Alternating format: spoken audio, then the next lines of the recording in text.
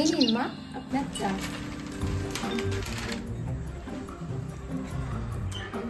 কি বানিয়েছো এটা কালো কালো এরকম? ইস, আদার গন্ধ বেরোচ্ছে। এটা চা? কেন মা, আপনিই তো বলেন আপনার গলা ফুসফুস করছে, তাই জন্য তো আদা তুলসী পাতা সবকিছু দিয়ে চা বানিয়েছি। আপনার ছেলের জন্য বানিয়েছি মা। আবার ওর জন্য কেন চা বানাতে গেলে?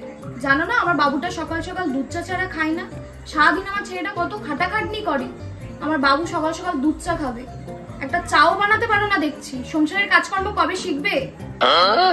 মা, ওর ভালোর জন্যই তো বানালাম।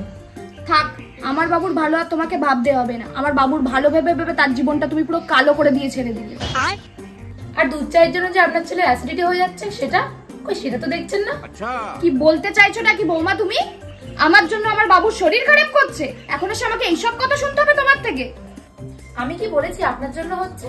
তিলকে তাল কেন বানান না আপনি? সকাল সকাল তোমাদের দুজনকে নিয়ে না পারা যায় না। দেখ না বাবু, আমি নাকি তোকে দুধ চা খাইয়ে শরীর খারাপ করে দিচ্ছি, তোর বউ বললো ব্যাপারটা। এই বুড়ো বয়সে এসে আমাকে এইসব কথা শুনতে হলো।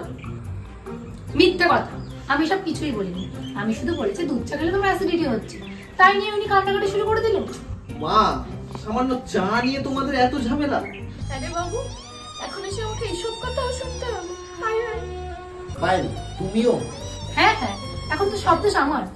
তোমরা মা ছেলে মিলে আমাকে সহ্যই করতে পারছো না দেখছি। থাকো তোমরা, চললাম আমি। ও মা গো, কেউ আমাকে বাঁচাও।